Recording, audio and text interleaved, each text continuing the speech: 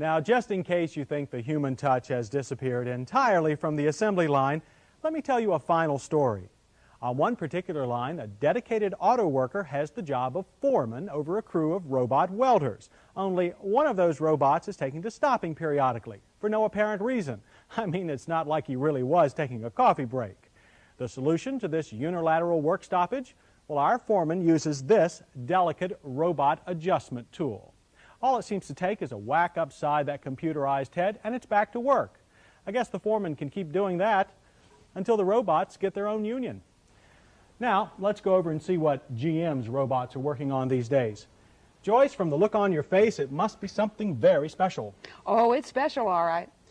Tell me what you're so excited about. Would you believe, John, the first all-new Corvette since 1969? You mean they're finally going to do it? They're finally going to do it, and let me tell you, it was really hard to get these spy photos. We had to work quite hard just to get these few. Enough of a tease. Let me see them. Well, first let me show you where Vette has been. As you're aware, this is the current 1982 Corvette with styling that's been around for 14 years. But you better take a good long look because this familiar shape is soon going to look like this. And this is one of our hard-won spy photos, and it shows that the front-end styling change is going to be more of a refinement than a total redesign. But I think it's just as exciting. The front is going to slope down to a cow-catcher grille, and as you can see, there are no eye-detracting bulges on the fenders or on the hood.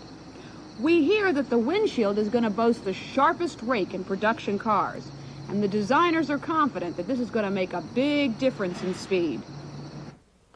Okay, Joyce, but the Corvette has always been sleek, but now it's going to be even more aerodynamic? That's the way it looks to me, John. Well, all right, we saw the front and the rear, but are there any other visual cues that we should be aware of? Well, if you take a look at this third spy photo that I have, you're going to see that there are two great improvements. And the first one is that glass hatch is now going to open to one large panel, and that's a really terrific improvement for luggage space for Corvette owners. The second thing is that roof panel is going to be one-piece liftoff, so goodbye T-top. Well, that's kind of interesting, but under the skin, Corvettes have always had a forte of performance. Any change there? Well, they're still going to have that nice big 350 cubic inch fuel-injected engine, all right? But now you get your choice with 4-speed automatic or a 4-speed manual with an automatic overdrive. And the news here is that overdrive has been engineered by Doug Nash, who's pretty well known in performance car circles. Another thing is the Corvette is coming in a lot lighter, 400 pounds. And when you couple that with horsepower of 140, well, I'm going to tell you, this baby is really going to move. And somebody is telling us it's going 0 to 60 in under 7 seconds. So, once again, that engine's talking muscle and power. But I'll tell you, I'm not sure it's going to be talking to its same old customers. What do you mean?